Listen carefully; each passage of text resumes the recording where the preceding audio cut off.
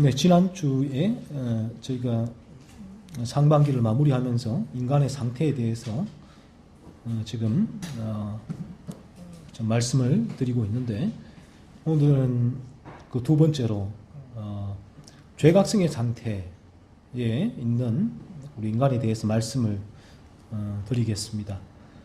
우리의 목표는 그 죄각성에 진입하는 것입니다. 죄각성의 상태에. 죄각성의 상태에 진입하게 되면 반드시 예수 그리스도를 믿는 거듭남의 상태에 이르게 되기 때문에 죄각성의 상태에 진입하는 것에 사활을 걸어야 합니다. 그래서 바른 진리가 전해지는 주님의 몸된 교회, 그리고 또 이 진리를 경험한 이들은 그리스도 예수께 사람이 나올 수 있기 위해서는 반드시 이러한 죄를 각성하는 상태에 사람이 이르를 때에 비로소 그리스도 예수께로 인간이 나올 수 있다는 사실을 경험적으로 알지요. 경험적으로 본인이 성경의 진리를 경험했기 때문에 이제 알게 되는 것입니다. 그래서 이 성경의 진리가 만약에 내가 경험하지 못했다면 왜 죄각성 상태에 사람을 진입시켜야 하는가에 대한 그 이유를, 정당성을 몰라요. 그래서 그 상태가 별로 필요하지가 않죠. 필요하지 않기 때문에 대부분의 이 복음주의 교회에서는 이 상태가 빠집니다. 빠지고 왜냐하면 이 상태의 중요성을 모르기 때문에 그런 것입니다. 이 상태에 진입할 때만이 사람이 그리스도 예수께로 나갈 수 있기 때문인데, 이 부분을 내가 이 진리죠. 그러니까 왜냐하면 성경의 진리는 나의 존재하고 분리되어 있지 않잖아요. 분리되어 있지 않고, 세상의 학문은 사실은 그 어떤 나의 존재에 대해서 말하지는 않죠. 세상의 학문은 나의 이성으로 공부를 합니다. 수학, 과학, 역사, 머리죠. 나의 뇌로 공부를 열심히 해서 잘 외우고, 그렇게 이제 시험을 잘 치면 원하는 대기업이나 공기업이나 뭐 고시나 이렇게 다 합격을 하게 됩니다.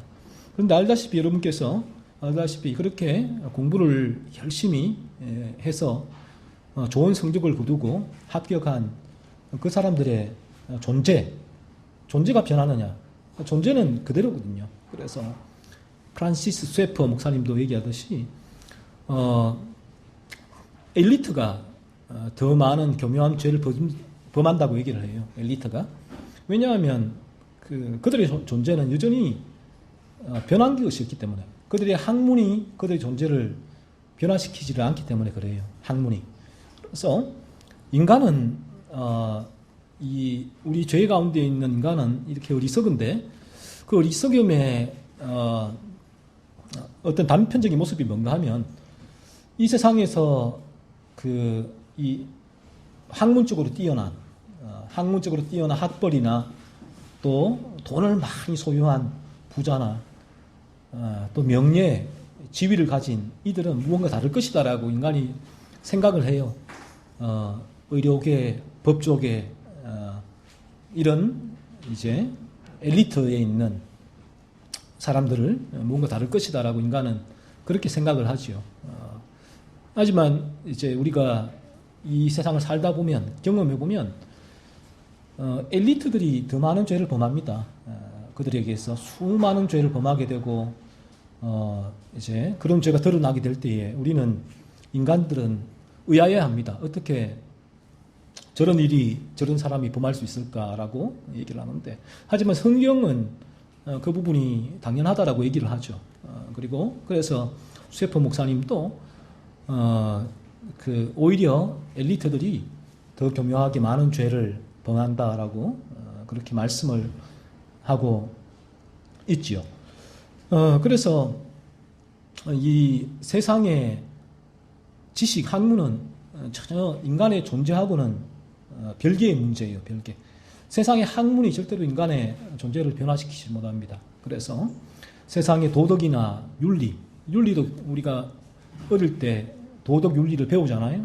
배우지만 그런 도덕 윤리, 종교가 인간의 존재를 변화시키지 못합니다. 왜냐하면 도덕과 윤리, 종교도 학문의 영역에 속하기 때문에 그래요. 철학도 마찬가지고. 그래서 인간들이 아무리 이 머리로 많은 것을 공부하고 알고 이해를 해도 그들이 존재하고는 이 학문은 별개이기 때문에 그런 것입니다. 그런데 이 성경은 달라요. 이 진리는 우리의 존재와 연관이 되어 있습니다. 그래서 이 성경의 진리를 정말로 내가 믿는다면 나의 성경의 진리는 나의 존재를 변화시킨다라고 성경은 말씀하고 있거든요. 내가 정말로 이 성경이 만약에 성경이 일반 학문처럼 그런 교과서, 단지 학문의 영역에 속해 있다면 성경은 나에게도 나의 삶과는 괴리된 영역에 속한 책일 거예요. 어떤 학문. 그래서 오늘도 성경을 학문으로 공부하는 들이 많죠. 신학교에도 그렇고 단지 학문으로.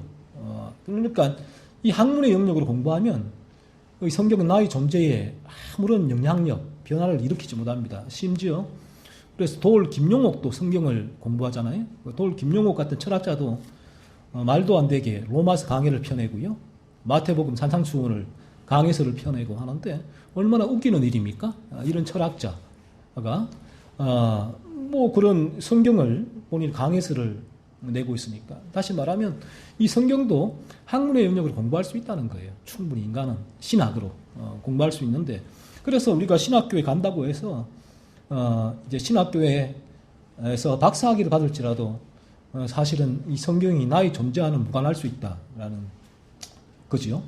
무슨 말인가 하면 이 성경을 우리가 진리가 내 마음을 변화시키지 않는다면 이 성경도 우리에게는 학문의 영역에 머물게 돼요. 그래서 신앙과 삶이 괴리가 되죠. 신앙과 삶의 괴리. 신앙이 학문의 영역이 되고 나의 삶은 실존의 문제인데 이 학문의 영역이 나의 실존에 아무런 영향을 미치지 못하기 때문에 신앙과 삶이 오늘날 괴리가 되는 거죠.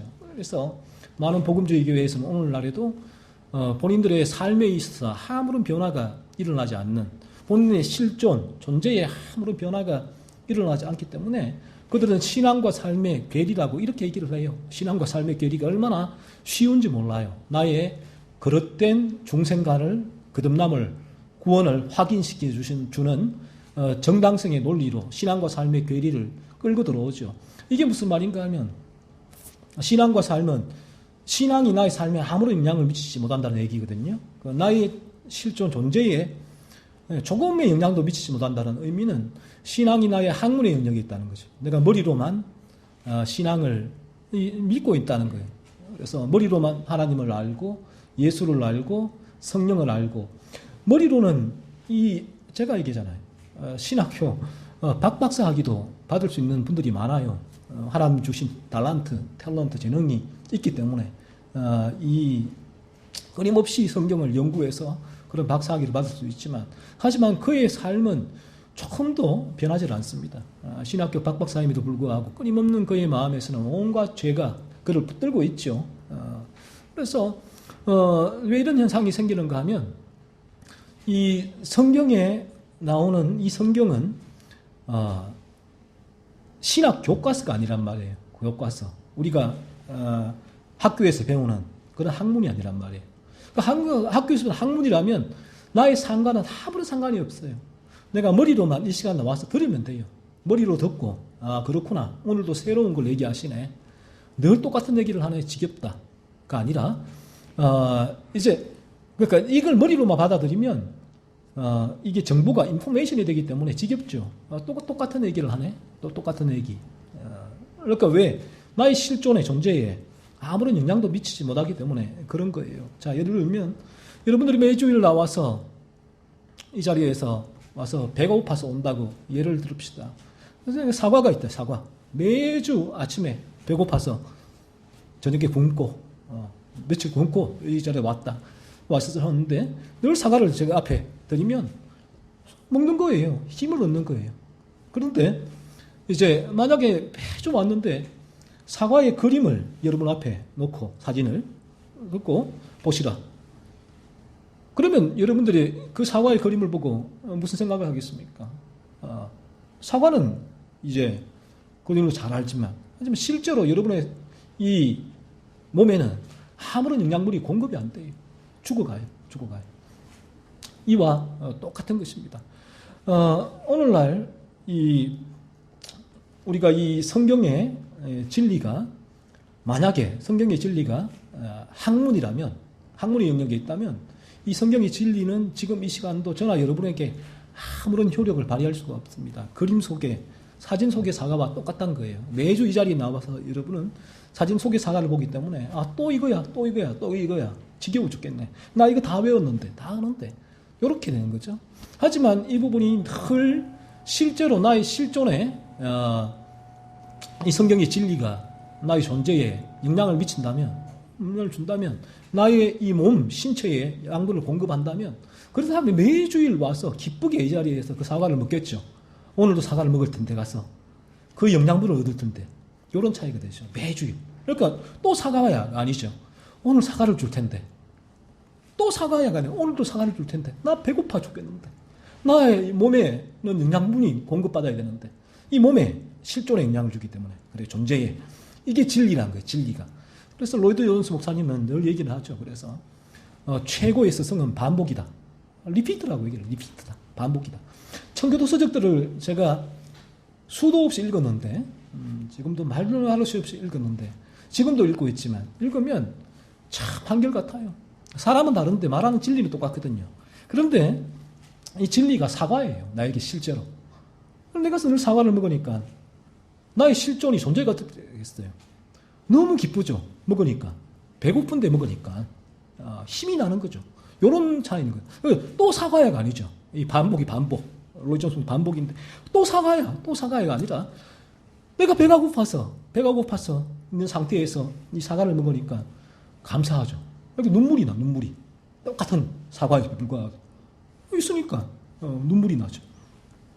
이런 부분들이 성경의 진리가 우리의 실존에 영향을 미친다라는 것이고, 성경의 진리가 어떤 그 학문적인 영역에 속해 있지 않다라는 것이며, 성경의 이 진리는 우리가 진리 앞에 섰을 때 이 진리가 성령이 역사하지 않을 때는 인간은 이 진리를 경험하지 못했기 때문에 이 진리를 학문의 영역에 놔둬버려요. 이성의 영역에 머물게 놓아둬버립니다.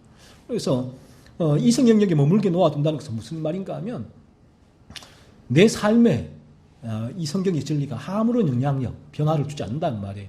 그러니까 신앙과 삶에 괴리된 상태로 살아가게 되죠. 내 삶은 거듭나지 않았을 때와 변함이 없죠. 그런데 나의 머릿속에 지식은 신학적인, 교리적인, 성경적인 지식은 점점점 늘어가죠. 신앙과 삶의 괴리예요. 그래서 어느 날 이러한 진리를 들을 때 성령께서 이 부분을 건드려 주십니다. 건드려 주시면, 내 삶은 왜 이럴까? 내가 아는 것은 많은데, 배운 것은 많은데, 내가 알고 있는 진리는 이러한 진리인데, 나의 삶은 왜 이럴까라는 물음을 주시죠. 그런데 이 부분이 우리가 이 성경의 진리를 들을 때에 성령이 역사함으로 우리에게 이러한 물음을 더 강하게 주시죠. 내가 성경을 읽으면서도 복음주의 교회 안에서도 이러한 생각을 가질 때가 있지만, 하지만 성경의 이 바른 진리를 들을 때에 성령이 그 부분을 이제 만지시면 우리를 이러한 퀘스천 마크를 줍니다. 내가 이 성경을 진리를 들었는데, 또 성경이 말하는 진리가 나의 삶에 대한 이러한 변화된 존재에서 나오는 도인이 있다고 했는데, 내 삶은 왜 전혀 변화가 없을까? 이전과 더불어 봤을 때 아무런 변화 없이 지금도 그대로 있는 게 이게 뭘까라는 심각한 고민, 퀘스천에 빠지게 되고, 그 부분에서 이제 성령은 그 사람을 죄각성의 단계로 진입시키기 위한 노크를 하고 있다라고 보시면 됩니다. 그래서 오늘도 저희가 이 죄각성의 상태에 진입한다는 것이 어떤 것인가 하면, 성경의 진리가 나의 실존에 영향을 미친다는 얘기예요. 요즘까지는 성경의 진리는 나의 실존, 존재에 아무런 영향도 미치지 않는 하나의 성경 교과서죠. 교과서. 하나의 교과서, 경전. 그래서 그 사람에게는 사실은 코란이나 불경이나 성경이나 진배 없어요. 왜냐하면 어느 것 하나 내 삶에는 아무런 영향을 미치지 못했거든요. 그냥 좋은 말씀으로서 일반 은총의 차원에서 이 성경의 말씀도 나에게 도덕과 윤리와 종교 교과서가 되기 때문입니다. 그런데 이러한 진리를 이 주일 예배 때 듣고 또 청교도의 글들을 읽고 누군가를 통해서 가족에서 거듭난 자들이 그 부분을 진리를 얘기를 할 때에 제가 늘 말씀드리지만 성령께서는 진리를 통해서만 역사하십니다. 역사하시게 되는데 성령이 역사하신다는 말이 무슨 말인가 하면 이 진리가 나의 이성의 영역. 인간은 그래요. 인간이라는 존재가 하나님께서 만드셨잖아요. 그 이성이 일반 은총의 영역인데 지금 제가 전하는 이 말이 여러분에게는 어떻게 다가오는가 하면 이성으로 다가와요. 먼저 이성이 그 부분을 듣게 해요. 이해를 하게 하죠. 이성을 통해서 일반 은총이죠. 듣게 하는데 여기에서 이제 그 다음 단계가 이 부분이 내 마음으로 내려가게 돼요. 그 실존에 대한 영향이죠. 미치게 되는데 이 부분은 나의 실존에 영향을 미치는 부분은 내가 할 수 없는 부분이죠. 이 부분이. 이 듣고 이해는 내가 할 수 있는 부분이에요. 듣고 이 부분 들을 수 있는 귀로서 듣고 귀로 듣는다는 것은 나의 이성이죠. 이성이 머리를 여러분 지금 열심히 머릿속에서는 활발한 작용이 일어나고 있죠. 이 부분을 들으면서 어렵다. 이해가 안 된다. 그렇지. 맞아. 그게 성경이 저렇게 말하고 있지. 뭐 등등등 여러 가지 많은 생각들이 떠오르고 있을 거예요. 이 진리가 들어갔을 때에 우리 머리에는 여러 가지 수많은 이 지금 전에 듣고 있는 그 단어들이 여러분의 머리 속에서 지금 맴돌면서 여러 가지 작용을 일으키고 있을 것입니다. 자, 이럴 때에 성령께서 어느 순간 역사하신다는 게 그런 의미예요. 만약에 성경이 진리가 아니라면 성령이라는 존재가 하나님, 성령, 그리스도가 존재하지 않는다면 이 진리는 여러분에게 아무런 영향을 미칠 수가 없습니다. 이게 다 이제 사실은 이제 그 넌센스죠. 허황된 이야기죠. 그런 아주 전래 동화와 같은 지금 그런 이야기일 뿐이에요. 이렇게 된다면 아무런 일도 여기서 일어나지가 않는 그런 허구의 이야기일 뿐인데 하지만 성경은 말씀대로 성령께서 우리가 지금 전에 듣는 이 진리를 들었을 때에 성령이 만드신다면 역사하신다면 진리 가운데 성령이 역사하시니까 성령이 우리의 이성이죠. 이성에 들어온 단어들을 막 지금 조합하고 있는데 우리가 조합하고 있는 부분인데 이 부분에 성령이 만지시면 이 부분에 대한 수용을 하게 됩니다. 그렇구나 라고 하고 그 부분이 그렇구나 할 때에 내 마음으로 내려오게 되죠. 이 부분이 변화합니다. 그래서 나의 실존, 존재의 변화가 일어나게 되어지는데 내가 성령이 만지실 때에 그렇구나 수용하게 된다는 의미는 이런 부분이에요. 하나님의 이 진리가 맞구나 이 부분이 옳구나라는 부분이에요.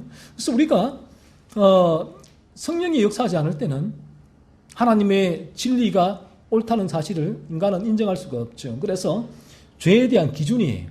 죄가 무엇인가에 대한 부분인데 죄가 무엇인가에 대해서 인간은 절대로 성경의 기준에 동의할 수가 없습니다. 왜요? 진리, 성경의 기준이 진리인데 이 진리를 인간이 인정하지 않기 때문에 그런 것입니다.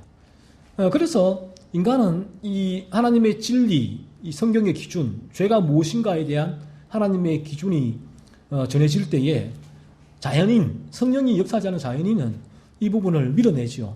인정하지 않습니다. 그래서 이 자연인이 생각하는 죄는 철저하게 세상의 기준이 됩니다. 세상에서 뭘 하나 훔쳐서 잡혀 들어갔다. 여기 죄란 거죠.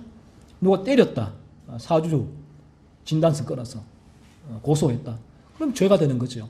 이런 부분을 죄라고 여기지만 하지만 성경이 말씀하고 있는 내 마음에서 우러나오는 그런 생각들, 감정들 이 부분을 죄라고 인정하지가 않고 끊임없이 밀어내게 되는 것이 자연인의 상태예요. 이 부분이 사실은 정상이죠. 정상이에요. 모든 자연인들 가운데는 모든 자연인은 죄 가운데 태어나기 때문에 죄 가운데 태어난 모든 인간은 이러한 성경의 기준으로 자신의 죄를 바라보지 않는 것이 정상입니다. 그러니까 어떤 일이 일어납니까? 이 자리에서 진리를 들어도 하나님이 죄가 무엇인가를 얘기해 줘도 그 부분에 대해서 수용하지 않고 납득하지 않고 인정하지 않기 때문에 그의 실존에 전혀 아무런 변화가 일어나지 않았기 때문에 그래서 그는 어떻게 합니까? 여전히 똑같아요. 이전과. 아무리 여기서 거짓말이 죄야? 라고 해도 아무런 문제 없이 다음날 바로 거짓말을 합니다. 거짓말을. 자기 유익을 챙기죠. 아무런 문제가 없어요. 내가 거짓말을 해서 거짓말이 사기가 되었다. 사기가 되어서 다른 이들에게 물질적인 피해를 입히게 되었다. 그래서 내가 쇠고랑을 찼다. 이게 죄지. 뭐 내가 거짓말하는 게 뭔가 죄냐? 뭐 이런 저런 거짓말 안 하고 어떻게 살 수가 있느냐? 거짓말 잘해야지 내가 잘 살 수 있지라고 그렇게 생각을 하는 것이 다양한 자연인의 상태가 되는 것이죠. 하지만 이 성경의 진리를 우리가 들을 때에 성령이 역사한다면 어느 순간 내 가운데 이런 변화가 옵니다. 이런 변화. 이 성경이 말하고 있는 죄를 통해서 자신의 마음과 행동을 바라보게 됩니다. 이게 이제 나의 성경의 진리가 실존에 영향을 미쳤다는 얘기죠. 나의 존재에 뭔가 영향을 미쳤다는 얘기인데 이러한 변화가 왜 옵니까? 왜 내가 이 부분을 죄로 바라볼 수 있는가 했을 때에 성경이 말씀하고 있는 하나님의 기준이 정당합니다. 옳습니다. 라고 내가 인정을 하고 수용하고 그 부분을 받아들였기 때문에 이 부분을 죄로서 여기고 바라보게 되는 거죠. 이런 일이 일련의 과정이 어떻게 일어나는가 하면 우리가 이 자리에서 진리를 들을 때에 어느 순간에 일어날지 모르겠지만 성령 하나님께서 그 진리 가운데 역사를 하시게 될 때에 나의 머리로 듣고 있는 지금 이 진리가 성령이 역사하지 않는다면 여기서 이성의 영역에서 끝나게 되고 이성의 영역에서 내가 판단을 하죠. 이건 아니야. 그리고 그럴 수도 있어. 뭐 이 정도까지는 판단을 하게 되지만 성령이 역사하지 않고는 절대로 성경의 기준인 죄의 기준을 가지고 자신의 죄를 바라보거나 살필 수가 없다라는 것입니다. 그래서 우리가 이 자리에 진리를 듣는 것이 너무나 중요한데 이 진리를 듣지 않는 곳에서는 성령이 역사하지 않으니까요. 그래서 뭐 교회에 나가서 예배하고 뭐 성경 읽고 물론 특별한 경우도 예외도 있겠지만 읽고 그렇게 내가 이 책 읽고 하면 내가 구원 받겠지라고 생각을 하지만 이러한 올바른 바른 인간의 죄에 대해서 알려주고 그리스도의 필요성을 깨닫게 하는 이 진리죠. 이 진리를 듣지 않고는 어떠한 성령의 역사도 그 가운데 일어날 수가 없다라는 부분입니다. 그래서 우리가 이 자리가 참 제가 늘 얘기했지만 어떤 면에서는 참 힘들고 어려운 자리일 수가 있어요. 이 자리가. 그래서 왜냐하면 이 자리가 거듭난 죄를 각성한 이들에게도 마찬가지고 거듭난 이들도 그렇지만 어떤 실존의 어떤 변화가 있는 분들은 이 자리가 나에게 달콤한 자리가 됩니다. 이 진리가. 그래서 시편 기자가 하나님 말씀이 꿀보다 더 송이꿀보다 달다라고 얘기하잖아요. 저는 그 말씀 들을 때마다 도무지 이해가 안 되었습니다. 제가 목사의 시절인데도 어떻게 말씀이 꿀과 송이꿀보다 달지? 말씀만 펴면 괴로웠거든요. 괴롭고 힘들고 억지로 큐티하겠다 해서 목사니까 또 이전에 신앙생활 할 때도 억지로 큐티하고 억지로 하루에 몇 장씩 읽고 완전히 이제 마치 도 닦듯이 사리가 생기죠. 읽으면서 큐티하고 그렇게 성경을 사실은 펴기가 싫은 거예요. 하지만 내가 이 성경을 읽지 않으면 거듭난 사람이 아니기 때문에 그렇게 읽는 거예요. 억지로 읽고 큐티하고 다른 이들에게 큐티한 걸 알려주고 그런 모임이 있으면 가서 하고 이 정도였죠. 그러니까 이 말씀이 꿀과 송이꿀보다 더 달다라는 그런 서평 기자의 그 말은 도무지 이해가 안 됐죠. 그러니까 이런 상태에서 이 교회에 나와서 일단 진리를 듣는다고 했을 때 어떻겠습니까? 똑같죠. 내가 큐티하는 거, 억지로 성경 읽는 거하고 이 자리 예배가 똑같은 거예요. 이 자리에서도 이러한 진리를 들을 때에 괴로운 거예요. 가급적이면 안 듣고 싶고 안 가고 싶고 피하고 싶은 자리가 될 수밖에 없죠. 이런 상태이기 때문에 상태가. 그러니까 이 부분이 어떤 내가 비난이나 비판, 정죄를 하려는 것이 아니라 자연스러운 상태라는 거예요. 인간의 상태. 그러니까 원래 그러니까 그런 부분이라는 것이죠.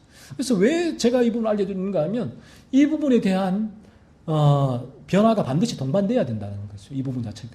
그래서 오늘날 이 교회가 존재하는 이유가 여기에 있고 우리 교회도 존재하는 이유가 여기에 있고 제가 설교하는 이유도 여기에 있는 것이란 거예요. 그래서 인간이 이런 상태이기 때문에 성경은 이러한 인간을 이 진리를 통하여 변화시키고 진리를 사모하는 존재로 만들기 위해서 성경이 있고 하나님이 성경을 주셨고 제가 또 이 성경을 여러분에게 강의를 하고 또 그러한 청교도들의 글들이 있고 우리가 교제를 나누기 때문에 이제 그런 것이죠. 그래서 이런 그 자연인의 상태는 당연한 거예요. 이 진리 자체가 나에게 아무런 영향을 주지 못하는 이성의 영역에 머물러 있기 때문에 힘든 거죠. 괴로운 거죠. 그런데 어느 날 이 진리가 나를 만지고 죄각성의 상태도 그래요. 죄각성의 상태도 들어오게 되어지면 나의 존재의 변화가 주어졌기 때문에 이 진리가 나에게 주는 힘이 있어요. 그래서 이 진리를 듣고 싶은 마음이 생기게 되죠. 이 죄각성의 상태에서도 그래요. 로마서 7장이 로이드 존즈 목사님은 이 죄각성의 상태에 있는 인간에 대한 말씀으로 말하고 있죠. 그 인간은 어떻게 합니까? 율법을 사모한다라고 하잖아요. 율법을 사모한다. 하나님 말씀 사모한다는 거예요. 하지만 내 삶은 죄에 끌려다닌다라는 거죠. 그럼 나는 율법은 사모하는데 내 삶은 여전히 죄의 지배 가운데 있다. 이게 아이러니한 죄각성의 상태에 있는 자들의 모습이라는 것이죠. 죄각성의 상태에 있다면 성령이 나의 존재를 만졌기 때문에 죄로 나를 살피는 그러한 자발성이 있기 때문에 이제 그렇게 주일에도 그 죄에 대한 진리를 또 그리스도를 대한 진리를 대한 사모함이 있어서 오게 됐죠. 그래서 그 말씀이 꿀보다 송이 꿀보다 달라라는 어느 정도의 약간의 그런 이해도가 생기게 되죠. 하지만 이제 거기서 거듭나게 되어지면 이 성경의 진리는 정말 놀랍죠. 나에게 놀라운 진리고 이 성경이 이 나에게 나 같은 죄의 지배 가운데 있는 자연인의 상태를 보여주고 그런 나를 죄를 깨닫게 하셨어. 이 죄가 나에게 수고하고 무거운 짐이 되게 하셔서 그리스도께로 나아가게 하시고 나를 거듭나게 하셔서 이제는 이 죄를 죽이는 거룩한 삶을 실제로 살게 하시고 있거든요. 그리고 이 삶이 이 진리를 통하여 끊임없이 추진력과 동력을 주는 거죠. 또 이전의 나의 상태를 바라보게 하고 현재의 나를 비교하면서 끊임없는 감사와 하나님께 찬양을 이제 일으키는 원인이 되는 거죠. 그러니까 이게 꿀과 송이 꿀보다 더 달다는 말씀이 바로 이런 말씀이구나라는 사실을 우리가 실제로 경험하게 되는 것입니다. 그래서 우리가 이 자리에서 이 주님의 몸된 교회가 또 제가 해야 하는 가장 중요한 첫 번째 일이 뭔가 하면 우리 모두가 이 죄각성의 상태로 들어가는 거예요. 이 상태로 들어가야지만 거듭남으로 나아갈 수 있거든요. 그래서 이 상태가 제가 늘 말씀드리지만 우리를 거듭나게 하는 것은 아니에요. 우리를 내가 죄를 깨달았다고 해서 나는 거듭났습니다라가 아니에요.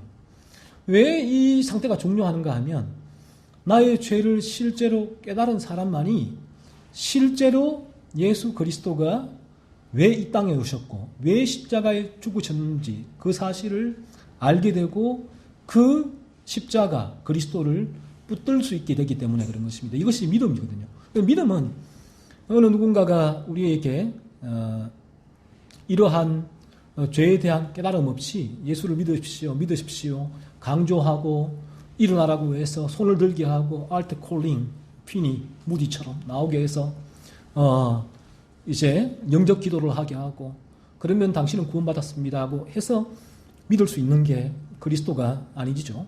예수 그리스도는 우리의 그 믿음은 너무나 자연스럽게 그 믿음이 발휘가 됩니다. 나의 의지로 알미니안처럼 내 의지로 예수를 선택할 수 있는 것이 믿음이 아니라 믿음은 내가 이 죄를 깨닫게 되었을 때에 이 죄가 나를 그리스도께로 밀어넣는 믿음. 주사기에 피스톤을 누르면 주사기에 분출되듯이 그렇게 내가 막 밀려가는 거예요. 죄 때문에 쫓기는 거죠. 죄가 나를 쫓아오니까. 처음에는 죄라는 늑대 한 마리가 쫓아오는데 점점 죄가 이 늑대가 때로 쫓아와 때로 돌아보면 한 마리쯤이야 뭐 대수롭지 않게 얘기했는데 가면 갈수록 이 늑대 떼들이 오는 거예요. 그러니까 점점 쫓기는 거죠. 늑대 떼가 오니까 더 숨을 데도 없어요. 이 한 마리가 올 때는 여기 숨었다 저기 숨었다 피할 수 있었는데 가면 갈수록 이 늑대들이 불어나더니만 헤아릴 수 없는 늑대떼가 돌아보니까 내가 숨을 곳이 없어. 이제는 길이 하나 군데밖에 없다. 그 길. 그 길이 바로 그리스도 예수께로 나가는 출구. 그래서 인간은 이렇게 죄라는 늑대에 쫓기다가 여기서 탈출구가 없어요. 여기서 탈출구가 있다면 다시 돌아가는 길이에요. 이전으로 돌아가는 길인데 그 길은 한번 그 문을 열고 들어오면 닫혀버려요. 나갈 수가 없다. 그러니까 죄를 각성하게 된 인간은 반드시 그리스도 예수께 이 출구로 나갈 수밖에 없게 되죠. 예수 그리스도를 믿게 되는 것입니다. 그래서 대륙의 개혁주의자들은 화란 쪽이죠. 저런 네덜란드 쪽인데 그런 개혁주의자들이 이 중생론에 대해서 이렇게 얘기를 합니다. 저희는 청교도, 영미 청교도 교회인데 그런 대륙의 개혁주의자들의 교회는 개혁주의 교회는 이러한 중생론을 연중론, 연장론, 넓은 의미의 중생이라고 얘기를 해요. 무슨 말인가 하면 죄를 각성하는 이 단계가 중생했다라고 얘기를 해버려요. 죄를 깨달으면. 여러분이 마음에 뭔가 죄에 대한 깨달음이 있다면 이미 중생을 했다라고 그들은 그렇게 얘기를 합니다. 그들이 얘기하는 말은 이런 부분이에요. 어떻게 중생하지 않고 죄를 깨달을 수가 있느냐 인간이라는 것이죠. 그것도 뭐 일리가 있죠. 일리가 있는 부분이에요. 그래서 저는 이 대륙의 개혁주의자들의 중생론의 입장에서도 저희 영미청교도 중생론과 괴를 같이 한다라고 보는 바가 바로 거기에 있어요. 하지만 영미청교도들은 이렇게 얘기를 합니다. 그러면 중생했는데 어떻게 여전히 죄의 지배에 있을 수 있는가 하는 거예요. 죄를 각성했는데 죄의 지배에 여전히 있거든요. 그러니까 이 두 가지 물음이 상충되는 물음이죠. 하지만 동일한 부분이 영미청교도나 죄를 각성하는 이 단계의 필수적인 단계로 인정하기라는 거죠. 이 부분이 중요하죠. 이 필수적인 단계, 죄를 각성하는 단계가 있은 후에 그리스도 예수를 믿을 수 있다는 거죠. 그러므로 영미청교도나 대륙의 개혁주의자들이나 중생론에 있어서는 사실은 본질적으로 괴를 같이 한다라고 보시면 됩니다. 여러분들께서 주일 이 자리에 나왔을 때에 가장 이제 중요하게 생각해야 될 부분이 뭔가 하면 이 죄를 각성하는 상태입니다. 여러분이 지금 점검을 해보셔야 하는데 나의 상태가 죄를 각성하는 상태인가 하는 부분인데 제가 지난주에도 뭐 계속 말씀드리지만 인간이 이 죄를 각성하는 상태는 내가 들은 이 진리, 이성의 영역에 머무른 이 진리를 성령께서 만지신다는 것은 내 마음으로 진리를 끌어내린다는 거예요. 끌어내려서 나의 실존에 이 진리가 영향을 준다는 것이죠. 어떤 변화를 준다는 거예요. 그래서 인간은 어떤 실존, 그래서 이 부분을 어떤 양심에 대한 부분으로 청교도들 중에도 보기도 합니다. 양심, 마음보다는 양심 쪽으로 얘기를 합니다. 어떤 양심을 자극해서 양심에 있어서 양심이 죄에 대한 어떤 가책을 가지는 것이다 라고 얘기를 하기도 하는데 여튼 이 부분이 크게 봐서는 우리의 마음에 어떠한 성령께서 변화를 일으키는데 그 변화의 첫 번째 변화가 어떤 부분인가 하면 여러분이 이 주일날 우리가 죄에 대해서 듣죠. 성경의 죄는 우리의 세상의 죄는 물론 죄예요. 성경도 그 부분을 다 죄라고 얘기를 합니다. 하지만 성경은 그 죄가 촉발되어지는 원인을 죄라고 합니다. 그 원인이 어디서 일어납니까? 우리의 마음에서 일어나거든요. 이 마음에 예수님도 온갖 악이 쌓여있다. 거기서 나온다라고 얘기를 하신 게 바로 그런 이유입니다. 내가 욕을 한다. 미워한다. 어디 시작됩니까? 내 마음에서 비롯된다는 것이거든요. 내 마음에서 어떤 그 미움이 올라오니까 욕을 하는 거예요. 화를 내는 거죠. 분을 내는 거죠.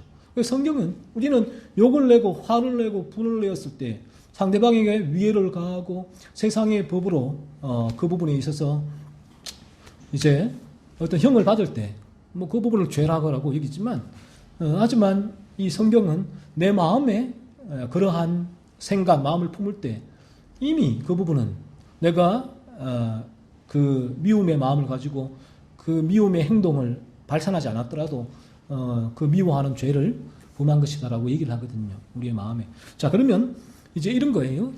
여러분께서 지난주에 여러분의 삶을 곰곰이 돌아보십시오.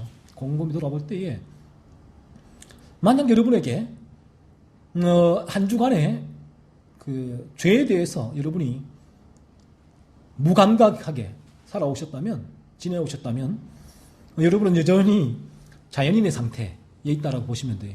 지난주에 말씀드린 그 상태. 그 자연인이 뭐라고 했습니까? 모태에서 태어난 내추럴맨을 자연인이라고 합니다. 자연인의 상태.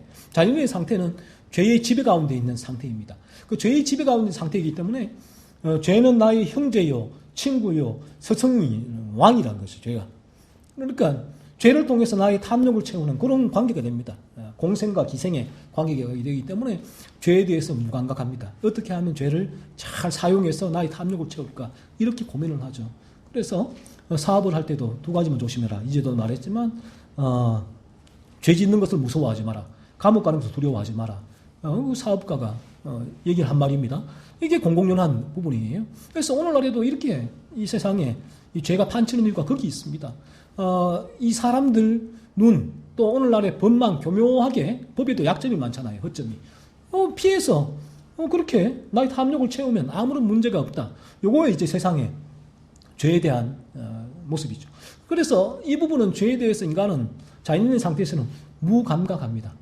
무감각. 한 주간 여러분이 가정에서 막 화내고 분내고 짜증내고 이기적으로 이제 활동하고 욕하고 다른 사람 험담하고 막 그렇게 한 주 동안 왔다는데 내가 아는데 여기에 대해서 감각이 없다. 무감각하다.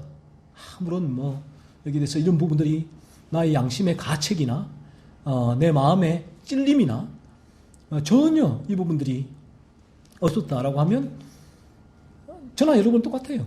저도 만약 그렇다면 저도 자연인의 상태에 있는 것입니다. 저도 예의가 아니죠. 자연인의 상태에 그대로 아직 이 죄각성의 단계도 들어오지 않은 상태에 있게 되는 것입니다. 하지만 여러분들께서 이런 진리를 말씀을 들으면서 이 진리의 말씀을 계속 듣잖아요. 그래서 여러분이 이렇게 생각할 수도 있습니다. 그거 들어서 뭐해? 그거 들어서 뭐해? 듣기는 들어도 딴 생각하고 와서 이 자리에서 왜 내가 거부하니까 이 자연인의 상태예요. 그래서 그냥 좋은 말씀이니까 들어보지 할 수도 있고 하지만 또 거부할 수도 있고 여러분의 온갖 생각이 다 있는데 그래서 이런 생각을 합니다. 그러면 내가 가서 뭐해? 가서 뭐해? 하지만 제가 늘 말씀드리잖아요. 그렇게 진리가 증거되어질 때에 여러분의 머리에서 아무리 이 진리를 거부하려고 해도 어느 날 성령께서 만지면 여러분이 아무리 거부해도 이게 인간의 한계예요. 인간이 위대한 것 같지만 내가 거부하면 내가 싫다고 하면 내 마음대로 될 것 같지만 하나님은 그 인간을 만드신 분이고 하나님은 이 천지를 창조하신 분이고 하나님은 그토록 위대하고 놀라우신 능력이 있으신 분이세요. 그래서 인간이 아무리 그 부분을 거부해도 성령이 딱 스파크를 일으키시면 내가 그토록 거부하던 진리가 쑥 들어와요. 그때부터 변화가 일어나게 됩니다. 사도 바울 알잖아요. 사도 바울이 얼마나 유대교에 심취했습니까? 사도 바울은 기독교인들 보면 정오를 했습니다. 정오. 죽이고 싶었어요. 그래서 사도 바울이 스테반 집사가 돌 맞아 죽을 때 순교라고 하잖아요. 예수를 믿는 믿음 때문에 돌 맞아 죽을 때에 사도 바울이 거기 있었잖아요. 그 옆자리에 돌로 죽는 걸 보면서 그 발 아래 사울의 옷이 있었다고요. 스데반 집사에. 그렇게 보고, 그리고 그 죽음이 정당했다라고 얘기했던 인물이 사도 바울이에요. 그 사도 바울이 왜 다메섹으로 갔는가? 기독교인을 잡아서 감옥에 가두려고 갔던 거 아니에요? 그런 사도 바울이 그의 머리로는 이 기독교 신앙에 대해서, 그리스도에 대해서 얼마나 많이 들었겠어요. 듣고 나서 본인은 판단을 한 거죠. 자기의 의지로. 막 그 들으면서 아니야. 말도 안 돼. 넌센스야. 어리석어. 말도 안 돼. 저 말도 안 되는 이런 신념을 가지고 있는 그리스도인들은 다 잡아 죽여야 돼. 이게 바울의 생각이었거든. 왜 바울에게서는 거절, 거부 완전히 밀어넣었잖아요. 그런데 다메섹에서 어떤 일이 나왔습니까? 성령이 그동안 들었던 그 진리 가운데 불을 일으키니까 그 진리가 기름처럼 남아있다가 확 붙어버린 거예요. 사도행전 9장에 다메섹 도상에서의 회심 체험이 바로 그런 거예요. 그래서 사도 바울은 회심한 거예요. 중생한 거예요. 그리고 그때부터 그의 존재가 변화되면서 어떤 사람이 되었습니까? 이 진리에 목숨을 건 사람이 되지 않았습니까?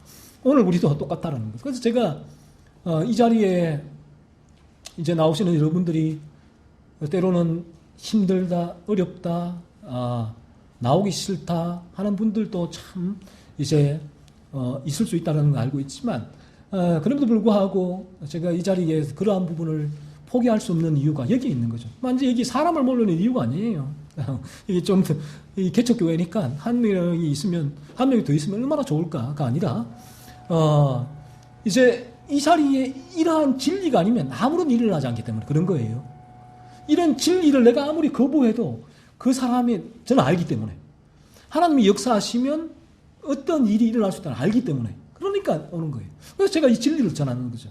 제가 만약 이 자리에 진리를 전하지 않고 세상에 재밌는 얘기, 수필이나 그런 재밌는 얘기나 성경의 얘기나 또 그런 긍정의 힘이나 뭐 그런 심리학이나 상담학이나 기독교로 그런 버물려서 그런 전한다면 저는 여러분이 여기에 올 이유가 없다라고 그렇게 믿습니다. 하지만 저는 이 자리에서 성경이 말하고 있는 그런 진리를 전하고 있고 또 이 진리가 제가 드린 말씀처럼 성령은 진리 가운데 역사하기 때문에 내가 여러분이 아무리 거부하고 거절하고 밀어내도 어느 순간 성령이 만지시면 내가 거부하던 진리가 사도 바울처럼 그런 나의 실존을 변화시키는 영향을 미치게 된다라는 거예요. 그래서 저는 이제 이 자리에 제가 웬만하면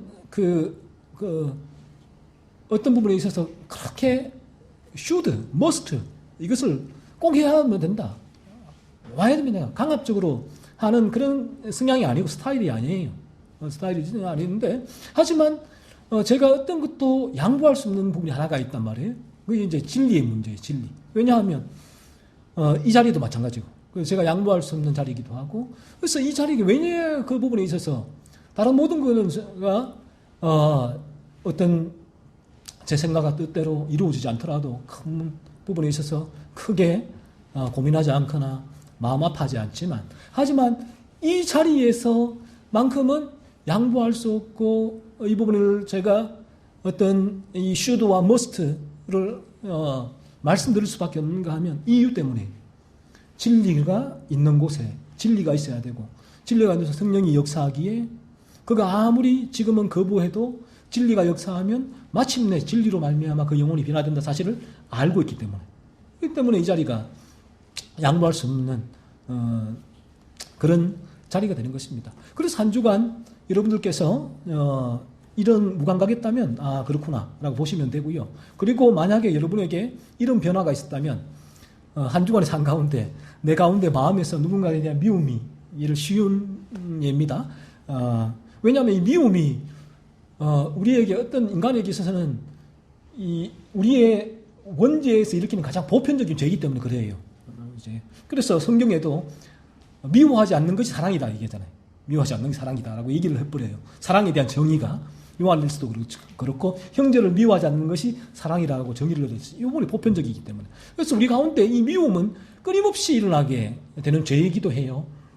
한 주간 여러분 마음에 만약에 누군가에 대한 미움이 일어났다고 했을 때에 그 부분을 여러분의 죄로 바라봤다면, 이거 성경이 말씀하는 하나님이 죄라고 하셨는데, 내 안에 누군가를 미워하는 것이 내 마음이 이런 죄라고 하셨는데, 만약에 이러한 인식이 있었다면, 여러 가지 부분에 대해서 여러분 마음에 이러한 생각이 떠올랐다면, 그렇다면 여러분은 이 죄각성의 상태로 첫걸음을, 문을 빠꼼히 열고 그 안을 들여다본 정도, 아니면 첫걸음을 내디딘 정도라고 보시면 됩니다. 그래서 그 문을 열고 들어오면 이제는 뒤로 돌아갈 수가 없죠. 이제는 계속해서 여러분에게는 그 부분이 성령이 만지셨기 때문에 내가 거부해도 여러분의 죄를 성령께서 이 진리를 통해서 계속해서 보여주실 것입니다. 계속해서. 그래서 이런 상태가 되어지고요. 여러분들께서 이 주일날 올 때에 여러분이 이러한 상태가 나에게 이루어지기를 소원하고 이 자리에 오십시오.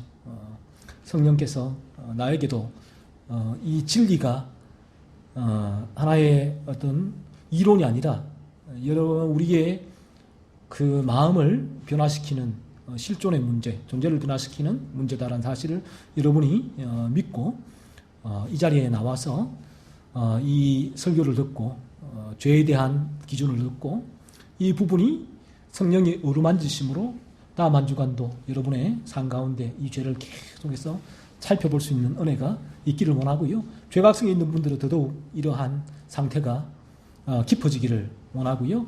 그리고 거듭나신 분들은 또 이러한 상태를 되돌아보면서 이전의 나의 상태에서 지금 내가 이러한 거듭남의 상태에 있게 된 것에 대한 감사를 하나님께 드리시고 더더욱 죄를 죽이는 그러한 삶을 사실 수 있기를 소원합니다.